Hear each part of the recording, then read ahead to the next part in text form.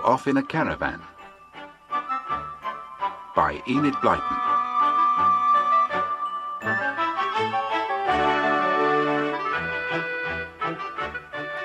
The famous five, except for Timmy, were dozing under the warm summer sun in the garden of Julian, Dick and Anne's home. The garden sloped upwards, and from where Timmy sat, he could see a long way up and down the road outside. Suddenly, he smelt and saw something very strange, and pawed at his mistress, George.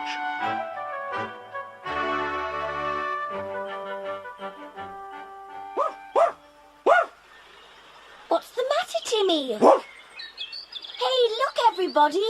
There's a circus procession coming. Yes! Look at that elephant pulling a caravan. There's lots and lots of caravans. Come on, let's go down to the gate and watch. And the caravan's lovely bright colours. I like the horses best. I wish I could drive a caravan like these people. It must be very exciting. Look at that boy doing cartwheels as he goes along. I wish I could do that. He's got 2 dogs with him as well. Hello? Don't come too near. My dog isn't sure about you. We won't hurt him. Can your dog do what my dogs can do? Look! Oh, Wow! They're walking on their hind legs. Wonderful. Are they your dogs? Yes. This is Barker and this is Growler. I've had them from pups. Clever as anything they are. where are you doing your next show? We'd love to see it. We're off for a rest now. Up in the hills where there's a nice blue lake. We're allowed to camp there with our animals. It's wild and lonely and we don't disturb anybody. We just camp there with our caravans. It sounds fine. Which is your caravan? This one, just coming now. The blue and yellow one. I live in it with my Uncle Dan. He's chief clown. There he is, sitting on the front, driving his horse. He doesn't look like a clown. If you don't mind me saying so, he looks quite miserable. And fierce. Nobby! You come back here along with us and get in the caravan and make me a cup of tea. Jump to it. Yes, Uncle. Sorry, I can't stop. I must go straight away. Goodbye. Bye, Nobby. The caravan passed on, taking the scowling clown and the grinning Nobby with them. The children watched the rest of the circus go by. There was a cage of monkeys, a chimpanzee asleep in a dark cage, a string of beautiful horses, and a great wagon carrying benches and tents. And lastly, caravans for the circus folk to live in. So much to see. At last the procession was gone, and the children went slowly back to their sunny corner in the garden. Then George announced something that made them all sit up straight. What? We'll hire a caravan and go off in it by ourselves. Jolly good idea. Why didn't we think of it before? Oh, yes. A caravan to ourselves. It sounds too good to be true. Wouldn't it be gorgeous if we could go off into the hills? To the lake that Nobby spoke about. Perhaps get to know the circus folk. That's a better idea still. I like that boy, Nobby, didn't you? Yes. But I didn't like his uncle. He looked a nasty piece of work. I bet he makes Nobby toe the mark and do what he's told. Julian, do you think we'll be allowed to go caravanning by ourselves? Well, we can only ask and see, can't we? So they did ask, and after a long discussion, their parents agreed that they could have a caravan holiday, as long as they had 2 caravans, sent a card every single day to tell where they were and how they were getting on. Julian was to be in complete charge, with Timmy, of course. When the great day came, 2 caravans borrowed from a family friend arrived. One was red, the other green. Each had a little chimney, long narrow windows down the sides, and tiny ones by the driver's seat. Pretty curtains fluttered at the windows. The children spent hours examining and finding out all their secrets. They had sinks, water, cups and saucers, and were very well fitted out and spotlessly clean. As Anne said, they were like proper little houses inside. It was arranged that their own family horse Dobby would pull one van, and Trotter, a sturdy black horse loaned by the milkman, would pull the other. The children had all been to riding school, so would have no difficulty managing them. So, with the vans packed with food and games, clothes and maps, and a useful book with the names of farms who let caravanners stay for one night, they were off. The first 4 days were absolutely perfect, wandering through the country lanes. Timmy and the horses became really good friends. Anne enjoyed cooking the meals, George drove the red caravan, and the boys took turns at driving their green one. On the 4th day, they stopped for a meal by a little brook, and Julian got his map out. We're just about here. So it looks as if tomorrow we ought to come to those hills above the lake where Nobby said the circus would be. Good. I hope Nobby will be there to show us around. So do I. But I think we'll park somewhere up in the hills, away from the actual circus. Somewhere with a lovely view. Right. I agree. If we do reach the circus, I hope Timmy gets on all right with all the other animals. I wonder what he'll think of that chimpanzee. I like the look of the elephant. Yes. But I didn't like the look of Nobby's uncle, though. Nor me. The next morning they set off again, with Dobby and Trotter walking sedately, pulling the caravans down the narrow lane that led towards the hills. Eventually they reached the beautiful blue Merron Lake, where they all, including Dobby and Trotter and Timmy, had a refreshing bathe and a good meal, and set off for a hollow in the foot of the hills. It didn't take them long to reach the circus camp. As they approached, the circus dogs set up a great barking. 1 or 2 women paused in their work, and some of the men came out of their vans and watched them as they got nearer. Nobby, hearing the noise, came out of a van too. He had a chimpanzee held firmly by one paw. The children saw him with delight. Hey, Nobby! You didn't think you'd see us again, did you? Jumping Jiminy! It's you kids I saw back on the road. What are you doing here? Oh, this is Pongo. Timmy's never seen a chimpanzee before. Do you think they'll be friends? Dunno. Old Pongo likes the circus dogs, all right. But don't let your dog go at Pongo, or he'll be eaten alive. Chimpanzees are very strong, you know. If I could shake hands with Pongo, Timmy would know I was friends with him, and he'd be all right. Go on, then. He's the sweetest-tempered chimpanzee alive. Shake hands with the lady, Pongo. Hello, Pongo. He's nice, isn't he? Timmy, this is Pongo, a friend. Nice, Pongo. Good, Pongo. Look! Timmy and Pongo are shaking paws. Here comes Barker and Growler. Well, they're making friends with Timmy, all right. Hey, look out for Pongo. He put his hand in my pocket. Naughty. Bad boy, Pongo. Pickpocket. You'll have to watch out when Pongo's about. And stop pretending you're ashamed, Pongo, because I know you're not.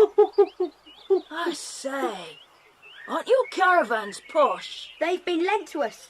It was your circus going by that made us think of this sort of holiday. Yes, and as you told us where you were going, we followed you. I hope you don't mind. No, I'm proud. I'll show you around. Will your uncle mind us being here? Why should he? Anyway, he's not here today. Mind, if you do meet him, be polite to him, won't you? He's got a terrible temper. They call him Tiger Dan because of his rages. He's got no friends in the circus except Lou the acrobat.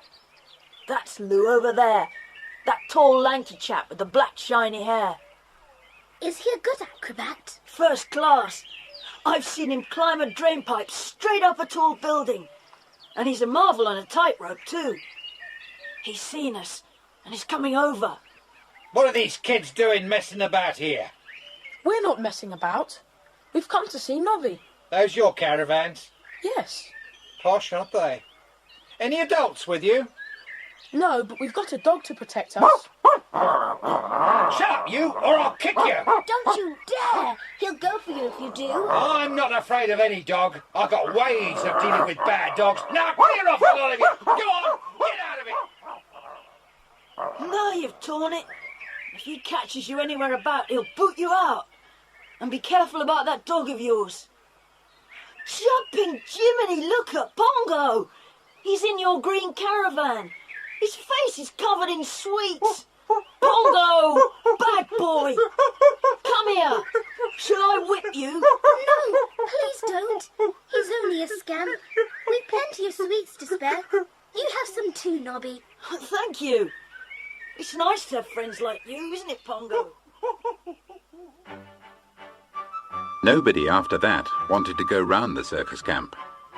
So the famous five showed Nobby and Pongo the inside of their caravans, and they all roared with laughter as the chimpanzee turned the taps on and tested the mattresses, while Nobby went round admiring everything.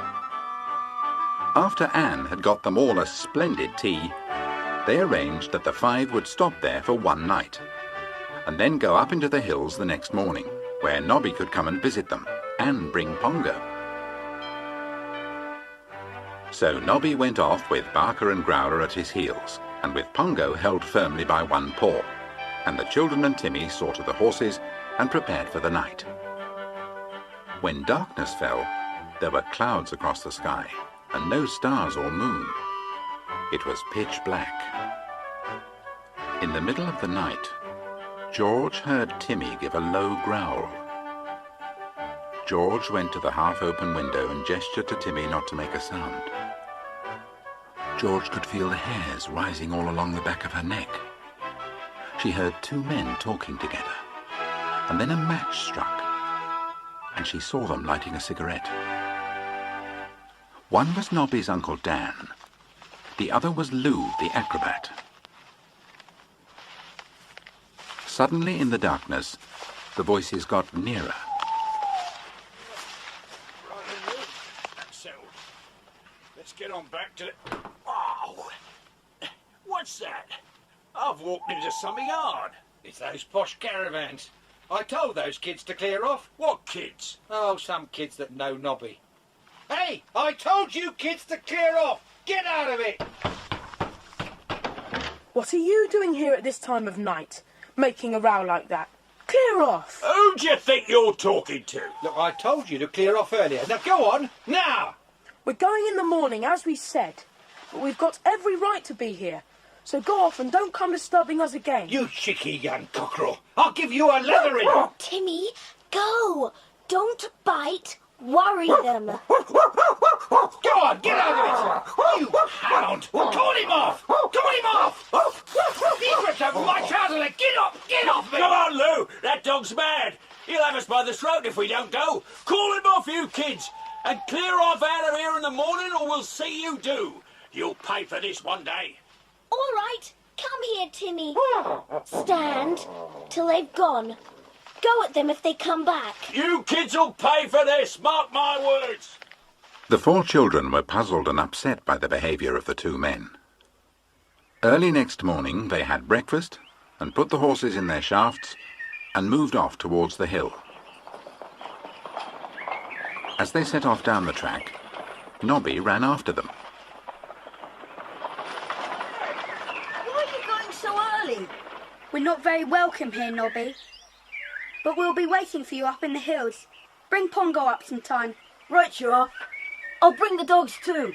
And as soon as Lou and my uncle are away from the day, I'll bring you down to the camp and show you round. That's fine, Nobby. Look out.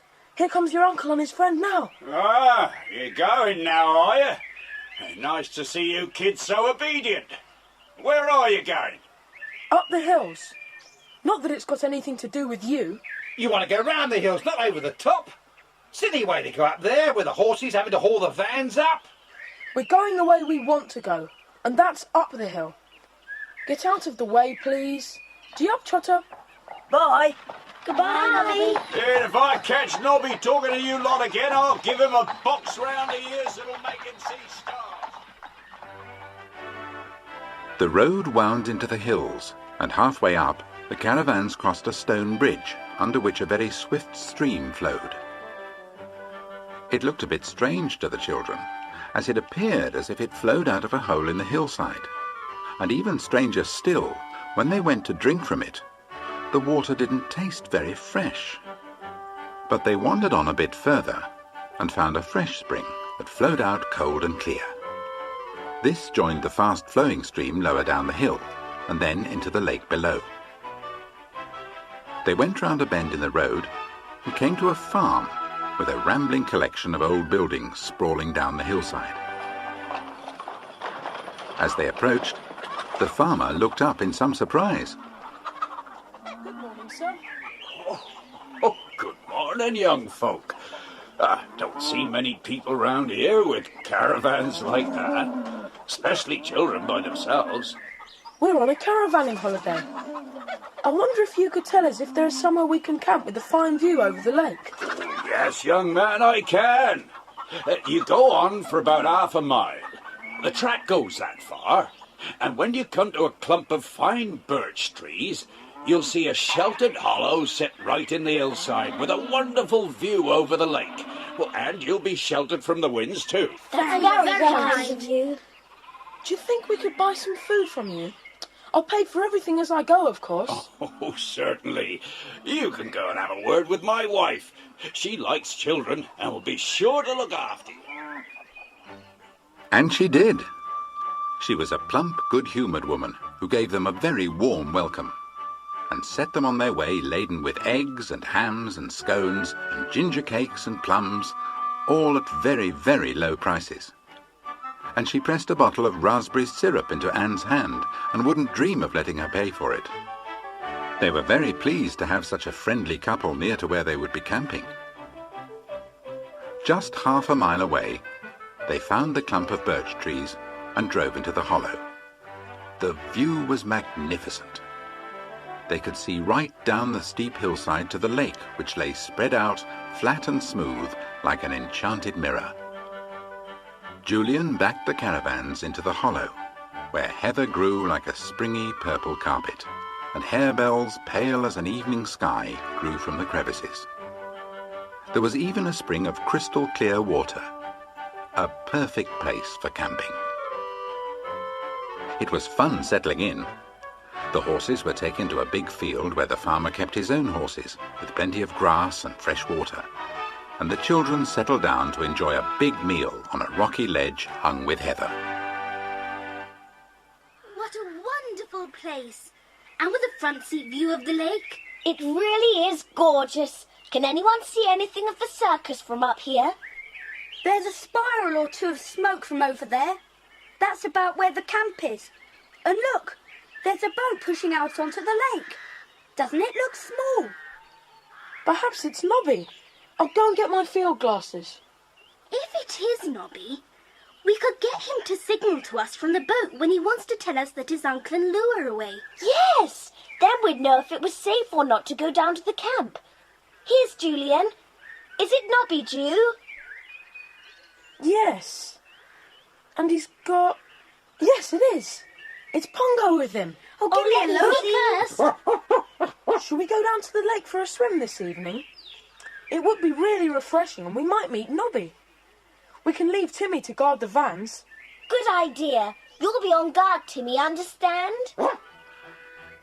Timmy was not too pleased about being left behind and sat on guard with his ears cocked and his tail down in disgust. The children went down the hill, leaping like goats over the steep bits. When they reached the track to the lake, to their surprise and dismay, they walked almost straight into Lou and Tiger Dan. George called out to Tim as if he were with them, to scare the two men. Strangely enough, the men sounded almost good-tempered, and told the children that it would be far better for them to camp down below than on the hill. However, the children ignored them and carried on to the lake. And it wasn't too long before they were all in the water, and suddenly there was Nobby too on the bank, waving and shouting. I'm coming in. Lou and my uncle have gone off somewhere.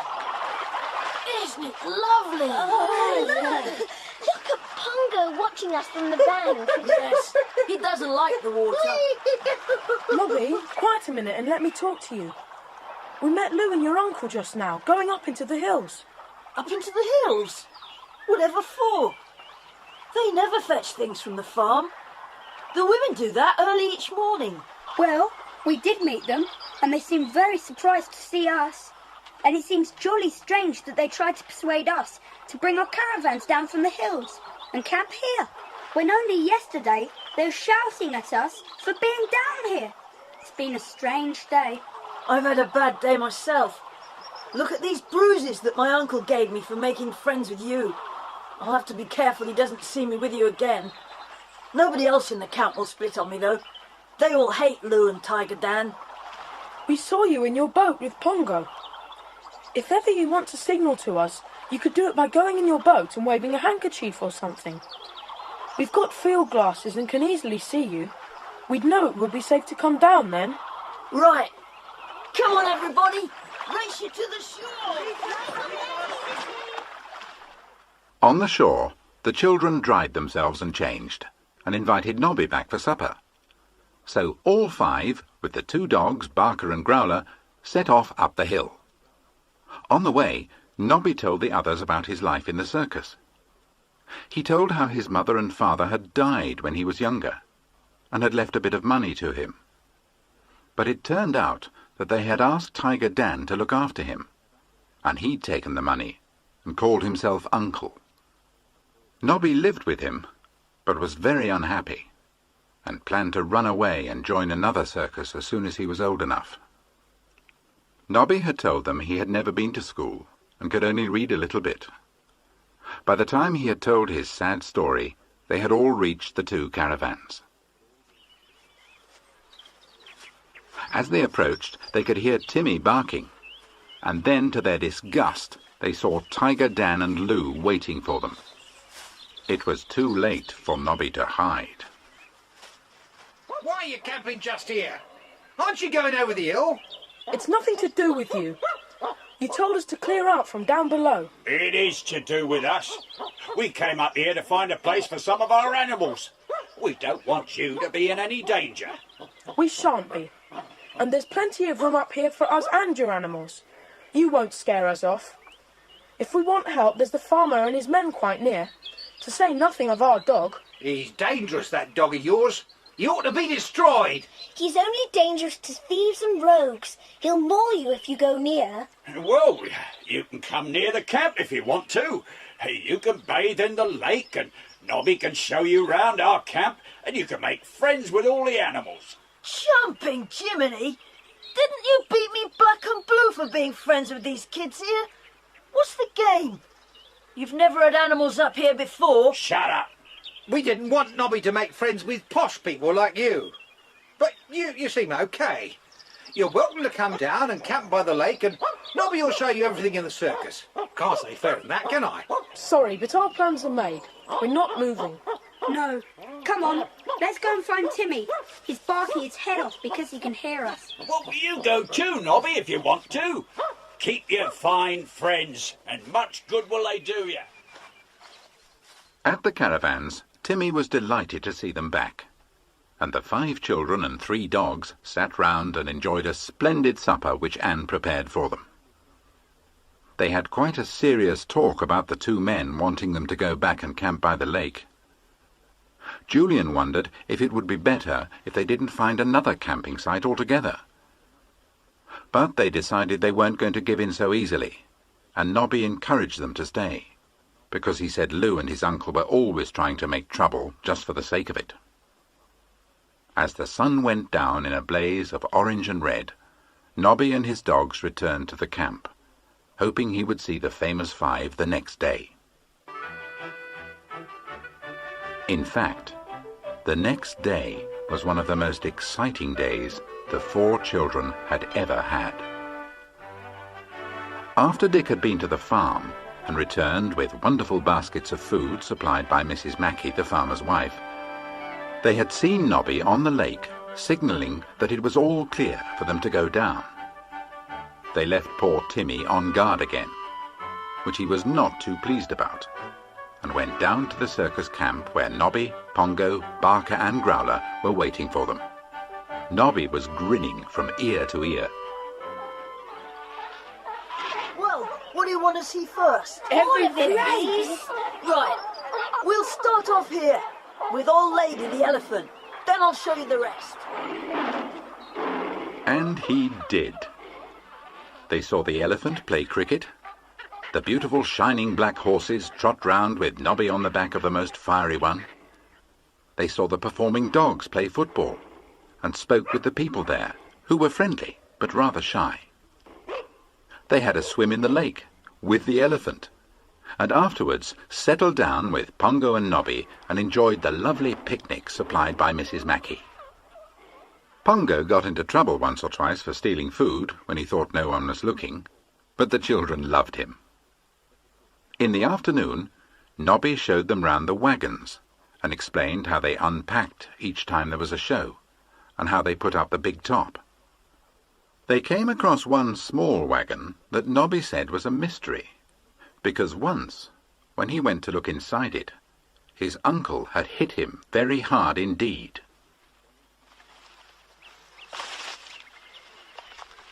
At 7 o'clock, they all set off back up the hill to the famous Five's caravans.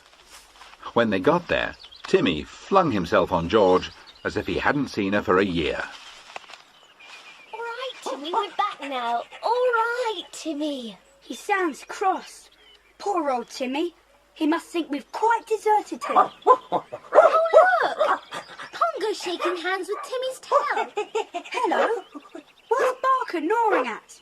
It's raw meat. How did that get there? And why hasn't Timmy eaten it? Funny. He won't even go near it. Pongo won't either. Most strange. Oh dear. There's something the matter with Barker. He's ill. He's rolled on his side. By Jiminy! He's poisoned! Oh no, that meat is poisoned! Barker! Oh, Barker! Oh, he's done for! Poor old Barker! I'll carry you home, boy! I'll carry you home! We'll help you, Nobby. No, I'm all right. I can manage him. Come on, Growler. Come on, Pongo. Are you sure, Nobby? Yes, thank you. I'd rather take him alone. Oh, Timmy, that meat was meant for you. Thank goodness you were clever enough not to touch it. I'll never leave you up here again. Who do you think threw him the poison meat? Who do you suppose? You and Tiger Dan, of course. They want us to go away from here. That's plain. But why? What can there be about this place that makes them want to get rid of us all? Poor Nobby must have an awful life with them, and now they've gone and poisoned his dog. The next morning was not so warm, and nobody felt very cheerful, because they kept thinking of Nobby and poor Barker. After breakfast, Julian told Dick to sit with the field glasses and see if Nobby went out in his boat to make a signal, while he went to the farm with the empty baskets. Mrs. Mackey gave Julian a warm welcome, and after he had bought the food, he started chatting with her. Do the circus folk come up here often to buy food? Sometimes. Most of them are pleasant enough, but there are two men I can't abide. They were here last year messing about in the hills. My husband sent them packing. Two men? What were they like? Oh, ugly pair. One was tall, and the other was miserable looking. Bad-tempered, both of them. They used to come up at night. They swore they weren't after our chickens. But what else would they be up here at night for? Can't imagine. Bye, Mrs. Mackey. Thanks. Bye-bye, my dear. When Julian got back with the food, Dick called to him excitedly, pointed to the lake, and gave Julian the field glasses. Yes, it's Nobby and Pongo, and they're waving. But the thing is, what they're waving is red, not white. Red for danger! He's warning us. Golly, I didn't think of that. And he's got Pongo waving a red cloth too, which means it's double dangerous. Julian, you are sharp. Double danger. What can it mean? I don't know. But I'd like to know what there is about this place that attracts Lou and Tiger Dan. There's something here that makes the men want to get rid of us. But I've thought of a plan. Suppose we four and Timmy go off down the hill and yell out to Nobby that we are all of us, going to the town for the day, and you three go. But I slip back up the hill. Maybe Lou and Tiger Dan will come up here, and if I'm hiding, I shall see what they're up to.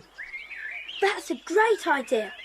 But why don't we have a good look around here first, and see if we can't find the cave, or whatever it is that the men want to come up to? If they can find it, so can we. They all had a good look around, but couldn't find anything. So they put Julian's plan into action, and all went down the hill with Timmy. When they were near the camp, they couldn't see Nobby anywhere. So Dick, at the top of his voice, called, Nobby! Nobby!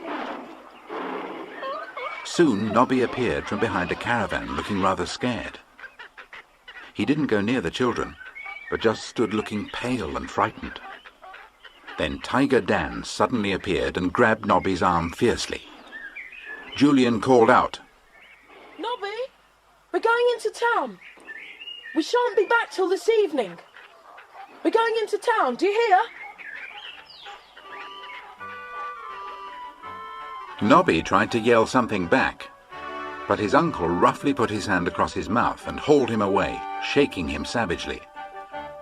George had to hold Timmy back when he saw this, because he growled at Tiger Dan and tried to get at him.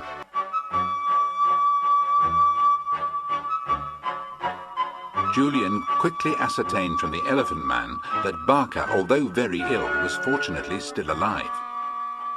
Then the children walked on to the bus stop, with Lou watching them all the time.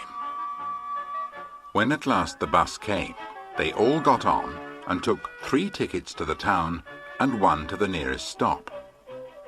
Julian got off at the first stop and took a cross-country route back to their own camp in the hills. There he took a packet of food and clambered up onto the roof of one of the caravans, where he lay down flat, certain that nobody could see him from below. He lay there for what seemed ages and ages. He could see a couple of boats on the lake and watch some rabbits come out and play. All was silent. He began to get bored and wished he'd brought something to drink. He watched the birds fluttering in and out of the bushes, and was just thinking he'd wasted his day when he heard voices. He didn't dare raise his head in case he was seen, but he recognized those voices all right. Nah, there's nobody here. Those kids really have gone off for the day, and taken that wretched dog with them. I told you. I saw them get on the bus, dog and all. There's nobody here. We can get what we want to. Let's go and get it then. There was a great deal of curious scuffling sounds, and Julian felt the caravan shake a little. His curiosity overcame him, and he cautiously peeped down. There was nobody about anywhere, and with some shock, Julian realized the 2 men were under the caravan. Then Julian heard Lou's angry voice. I'm fed up with this. What do these tiresome brats want to choose this spot for? We'll have to shift the van. Then Julian got a shock and felt very scared. The caravan he was on began to move. It ran a few feet to a rocky ledge and stopped. Then he heard the men grunting and scrabbling away at the ground where the caravan had been standing. Suddenly there was complete silence. Apart from the sounds of the birds, there was not a word or a grunt. Nothing. He lay there for quite a long time, waiting and wondering. Eventually he peered over the roof at the ground where the caravan had been. There was nothing to be seen to tell him what the men had been doing. The heather grew luxuriantly there as it did everywhere else. Julian lay back thinking. He ate his sandwiches and a few plums to quench his thirst, and waited. He yawned silently and shut his eyes. How long he slept he had no idea, but he was suddenly awakened by feeling the caravan being moved again. He clutched the chimney in alarm. The two men were pulling the caravan back to its original position.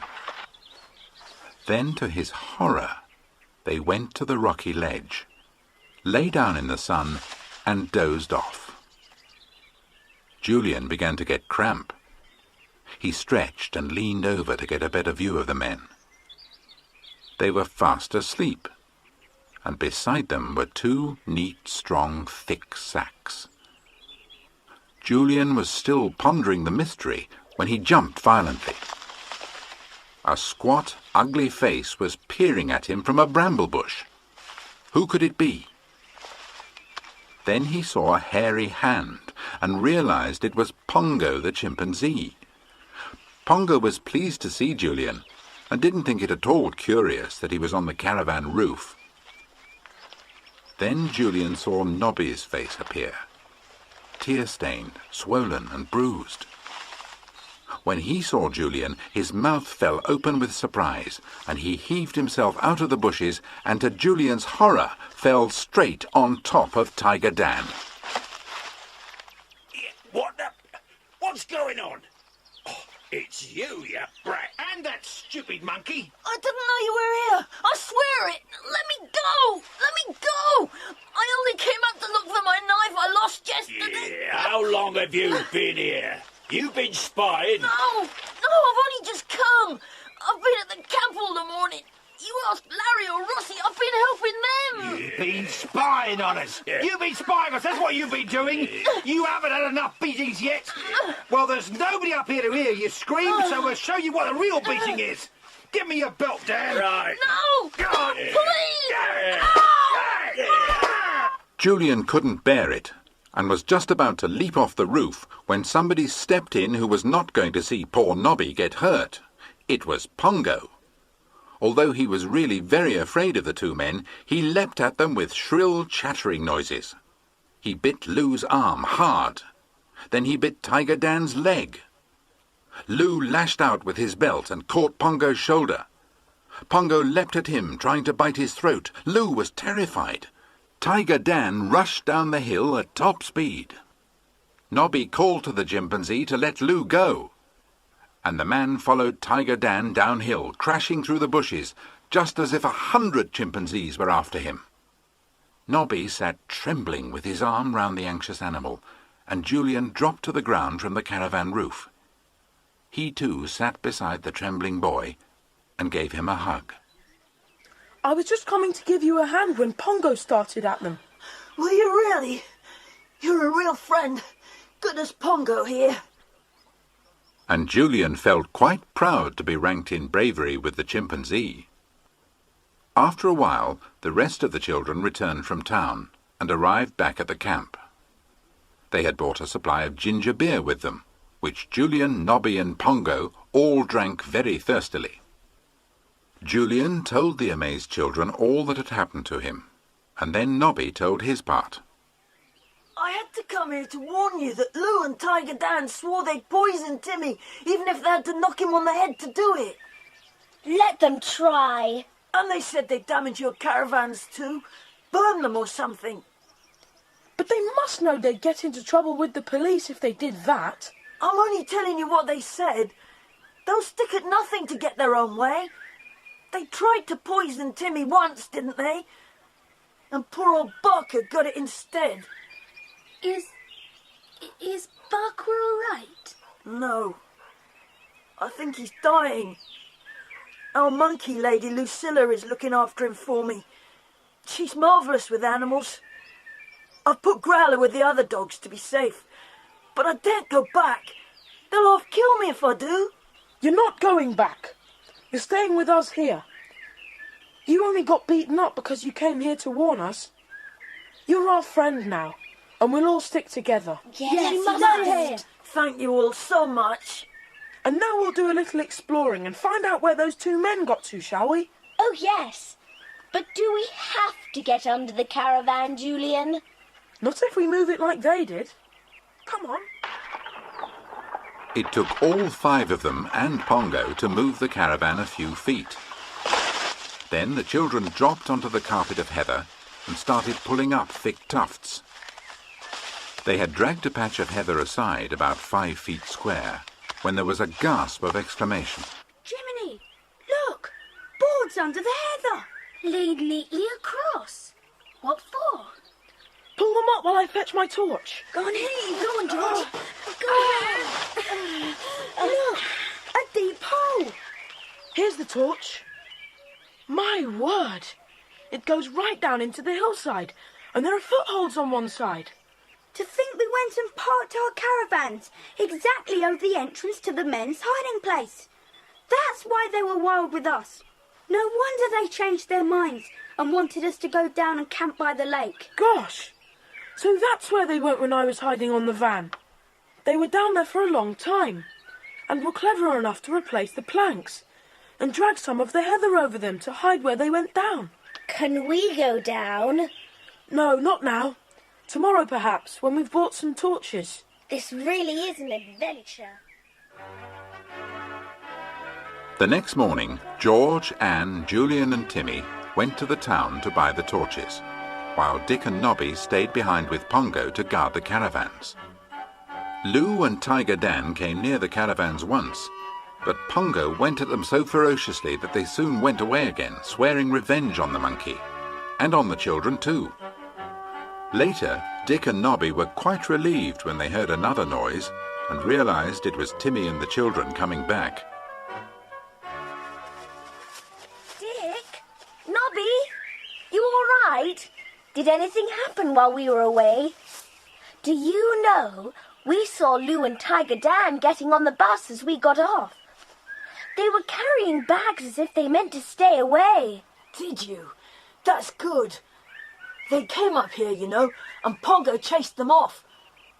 They must have gone back to the camp, collected their bags, and gone to catch the bus. Hooray! We've got some fine torches. Here's one for you, Dick, and one for you, Nobby. Oh, thanks. But I haven't got any money to pay. It's a present. A present for a friend of ours, Nobby. Oh, thanks. That's the first present I've ever had. All right, Pongo, you can have my old one. Look here. If we know that Lou and Tiger Dan have gone away, and probably for the night, wouldn't it be a good idea to go down and explore that hole now? Yes, it would. I can't wait to go down there. All right. I'll get a meal first. It's already 1:30. We bought some lovely things at Mrs. Mackey's, and she gave us this enormous bar of chocolate too. No, Pongo, it's not for you. Right, we'll eat now and take some food down into the hole with us, as we may be quite a long time down there. Oh, a picnic inside a hill. That'll be marvellous. What about taking something to drink? Oh, we can last till we get back. Just take something to eat to keep us going while we're exploring. After a good meal, they were all ready to go down into the hole. Timmy wagged his tail, because he knew they were going somewhere. They all pushed the caravan back a few feet, and the boys removed the boards in the ground. But as soon as Pongo looked down into the darkness, he drew back, really frightened. Nothing would make him go near it. Come on, Pongo. You'll be all right. It's no good. Nobby, you'll have to stop up here with him. What? Amidst all the excitement? No. We can tie old Pongo up to a wheel of the van so that he can't wander off. Lou and Tiger Dan are away, so no one else will tackle a big chip like Pongo. So Pongo was tied firmly to one of the caravan wheels, with a big pail of water beside him in case he got thirsty. Nobby knew that nothing would make the chimpanzee go down that hole. One by one, the children went down the hole. They were pleased they had all put on extra jerseys, because it was very cold down there. Once they reached the bottom of the shaft, they went along a dark passage which led to a small cave with a hole in the roof. There were footholds on the side of the wall, which the children climbed and found themselves in an enormous cavern. They had great difficulty getting Timmy there with them, but eventually they managed it. There was a curious phosphorescent light everywhere, and the children searched every nook and cranny, but couldn't find anything except a cigarette end. Halfway up the wall, there was another tunnel. The children and Timmy entered it. The floor was worn smooth, as if a stream had hollowed its way through many, many years ago. Just as they felt this tunnel would go on forever, the wall at one side widened out and made a big rocky shelf. Julian flashed his torch into the hollow. I say, here's where those men keep their stores. There's a whole pile of things here. Golly! Boxes, packages, sacks, cases. I wonder what's in them. Let's look in this sack. It's gold! So that's what the police were looking for when they came and searched the camp last year. And look at these things here. Cups, dishes. Gold plate, diamonds, everything. They're thieves in a very big way. And look at the porcelain in this box. And the jewellery in this leather case. There's a fortune stacked away down here. They must be very good burglars. What a haul. I know how they work. Lou's a wonderful acrobat, isn't he? I bet he does all the climbing, and Tiger Dan stands below and catches everything he throws down. Yes, Lou can climb anywhere. And he can jump like a cat, too. They must have been in the business for a long time. That's where Uncle Dan used to be at night on tour when I woke up and found him gone out of the caravan. I expect he stores the stolen goods in that wagon of his you showed us. You said how angry he was when you went and looked in it. He probably stored the stuff there, and he and Lou came up here each year and hid it underground, waiting till the police had given up the search for the stolen things, and then they'd come and get it and sell it somewhere safe. Very clever. I wonder how they found this place. It's a wonderful hidey hole.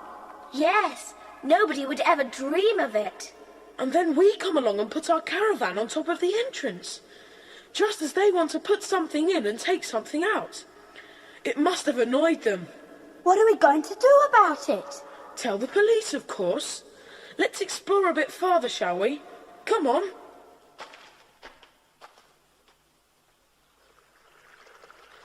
What's that? Water. It's an underground stream flowing through the hill, to find an opening where it can rush out. Like the stream we saw before we came to our camping place. Yes. It must once have run across the floor of this cave. Then for some reason it went a different way. Oh, let's get back. I want to know if Pongo's all right. I'm getting worried about him. I'm jolly cold, too. Yes, I don't want to eat down here. Let's get back into the sunshine. All right. Come on. They went back through the tunnels, with Julian and George helping Timmy, who was finding it all very difficult, and finally went along the passage that led to the entrance hole. But there was no daylight shining in. Julian flashed his torch up. I say, what do you think happened? What? The hole is closed. Oh, no. We can't get out. Someone has been along and put those planks across. We can't get out. What are we going to do? Oh, Julian, what are we going to do? Julian didn't answer. He was very angry with himself for not thinking this might happen. Lou and Tiger Dan had obviously come back from the town early and had come up the hill looking for Nobby and Pongo. They tried moving the boards, but they wouldn't shift. They shouted for Pongo, but there was no reply at all. What had happened to him? Nobby felt very worried. What they did not know was that poor Pongo was lying on his side up there unconscious, with his head bleeding.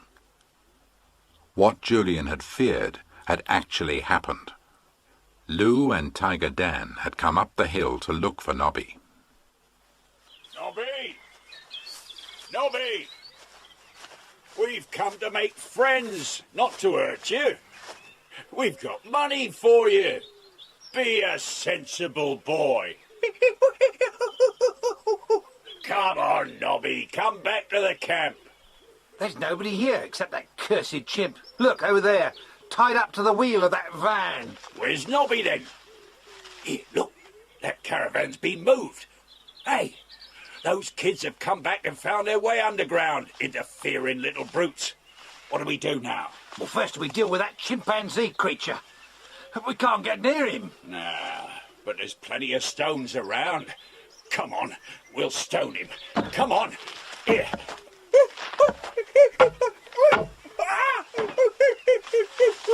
You got and killed him. So much the better. Now let's go and see if that entrance hole is open. Those kids want their necks ringing. Come on. It's been opened.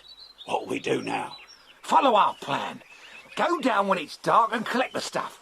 We can bring our wagon here as we said we would. Put the stuff in it and keep the kids underground till we're ready to clear off. I see. And when we've got the stuff in the wagon, we can put their caravan over the hole with the children down there. Here, we'll send a car to the circus when we're safely away, telling them where they are. No, let them starve down there, little pests. Can't do that. There'd be too much outcry. Then Lou went over and kicked Pongo, and the two men set off down the track. All this had happened just 10 minutes before the children had returned to the hole and found it blocked up. They didn't like it at all. They were well and truly made prisoners. They all went back down the passage and up through the hole into the cavern, where they sat down and ate their sandwiches. But now they all felt very thirsty, and remembering the underground stream they had seen, made their way past the stolen goods, through the long winding tunnel, and into the cave through which the stream rushed so quickly. The water tasted lovely. I wonder if this stream goes to the hole in the hillside and pours out there. If so, we could try and wade along it. Let's try it, shall we? All right. I'll go first. We'll try now. They waded along by the lights of their torches. Timmy half waded and half swam. The water got deeper and deeper and ran faster and faster. They knew they were going downhill. At last they saw daylight creeping in through the water that poured out of the hole in the hillside. With light hearts, the children went on. But to their enormous disappointment, the water got deeper and faster, and they realized it was far too dangerous to go any further. So, sad and gloomy and very wet, they turned back. They were back in the cave, desperately trying to keep warm, when they heard Timmy growl.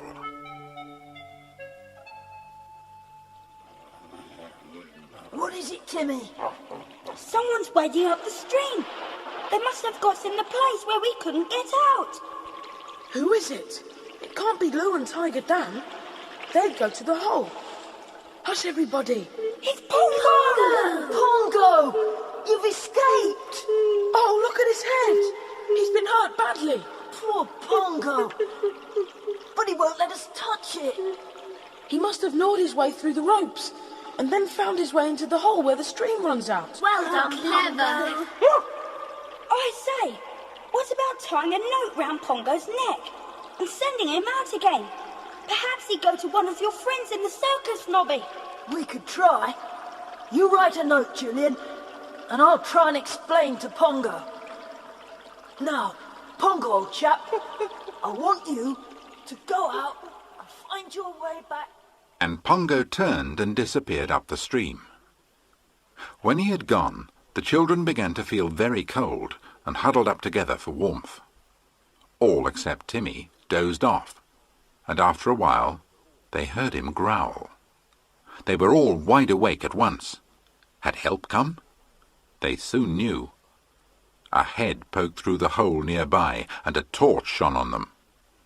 They heard a voice they knew only too well. I hope you enjoyed your little selves. Now you keep that dog under control or I'll shoot him. I've got a gun here. Oh no, don't you dare! Now all of you, get up that tunnel.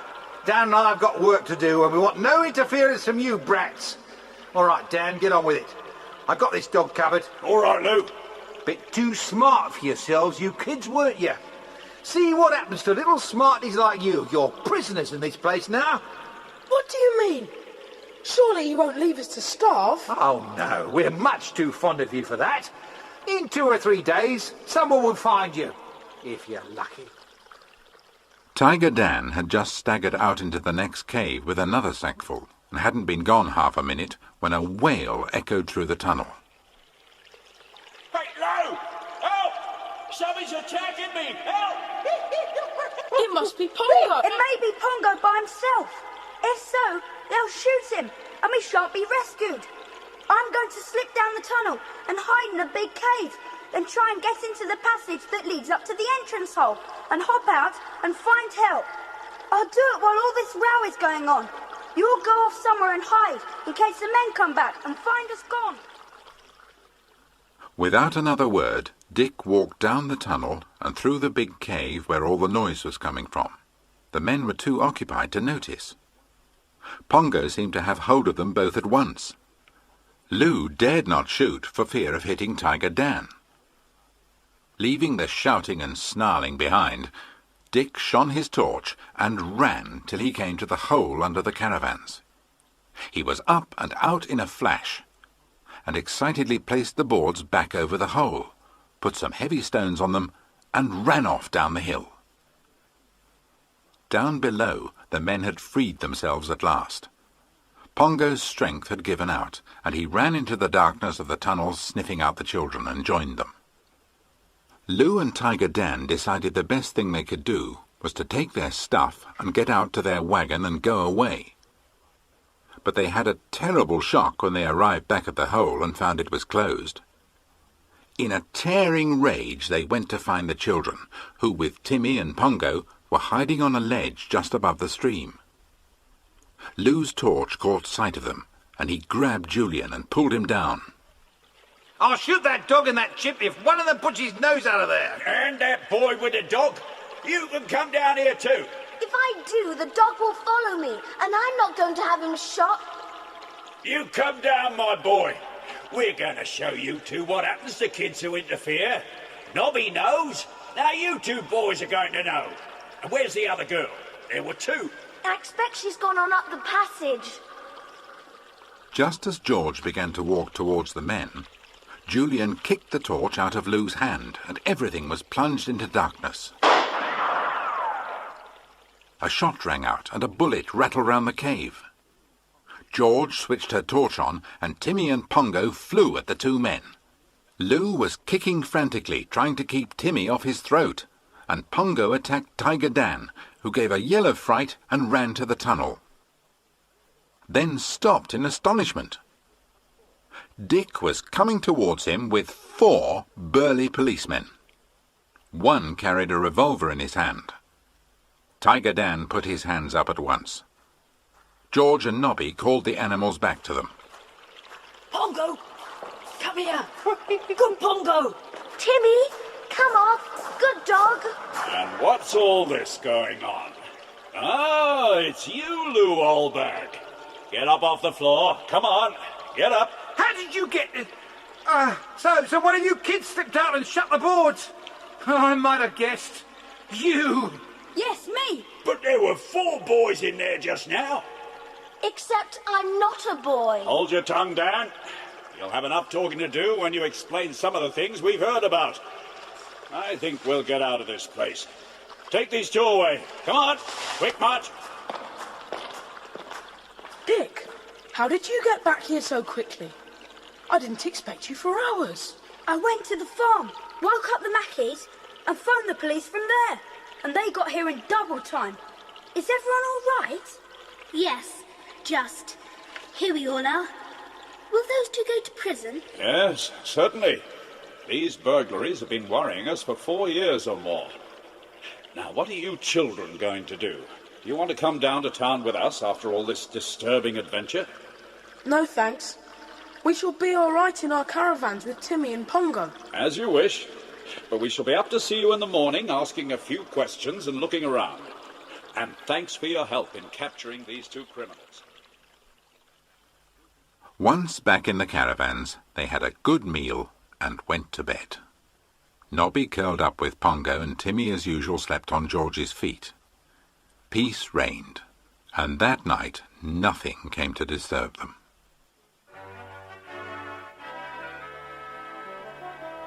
The next morning they all slept late, and were awakened by a loud knocking on Julian's caravan. It was Mr. and Mrs. Mackey, who were anxious to know what had happened after Dick had phoned the police from the farm. They had also brought up a splendid breakfast for them. Before they had finished eating, the inspector came roaring up in a big police car and got out.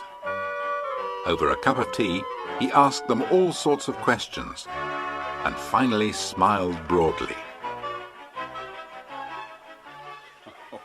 It must have been a most unpleasant shock when those fellows realized you'd parked right over the place where they went with their stolen goods. Are the goods very valuable? Priceless. They must have hidden them down there for years, and when the hue and cry had died down, got them out and disposed of them to criminal friends in Holland and Belgium. Yes!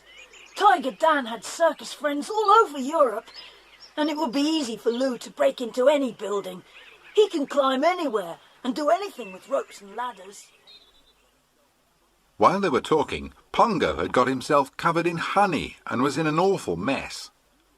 When everyone had stopped laughing, Julian went down to the farm to phone his parents. On the way, he had a long talk with Mr. and Mrs. Mackey. When he got back to the caravans, he shouted, Nobby, how would you like to go and work for Farmer Mackey and help him with the horses? He says you can start tomorrow and live at the farm if you like. Like? Like? Oh, but what about Growler? I couldn't leave him behind. Not Growler. Mr. Mackey says you can take Growler, but not Pongo. I couldn't take Pongo anyway. He belongs to Mr. Giorgio. Well, I never. The children all said goodbye to Pongo as Nobby went off whistling, holding Pongo's paw to go back to the camp. They all felt very sad to see him go. They cleared up everything, ready to start back home the next day. At dinner time they looked out for Nobby, and then to their delight they heard him whistling as he came up the track. Round his feet ran two dogs. Two. It's Barker. He must be better. Barker! Oh, it's fine, isn't it? Lucilla dosed him and he almost died. Then he wriggled a bit and recovered. He's fine this morning. Now we can really enjoy our last day here before we go home. And you can start a new life at the farm. And they did enjoy that last day. And finally they had a wonderful farmhouse supper by invitation of Mr. and Mrs. Mackey. The next morning, Nobby, looking a little sad, and Barker and Growler and Farmer Mackey and his wife all stood on the cart track to wave goodbye to the two caravans. Goodbye. Good luck. See you again sometime. Bye. Give our love to Pongo when you see him. Bye. And Timmy went woof woof. But only Growler and Barker knew what that meant. It meant, shake paws with Pongo for me. Goodbye, 5 caravanners. Till your next exciting adventure.